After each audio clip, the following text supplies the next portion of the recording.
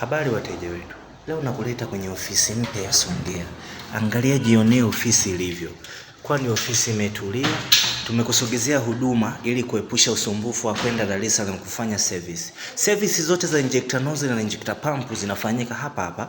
Location ni moja tu, kiwa Songea mjini, ni Sido Shell ya Nyasa.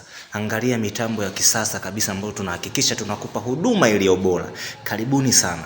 Hii ni mashine za kisasa kabisa ambazo tunahakikisha unapata kila kilicho bora. Karibuni hapa hapa.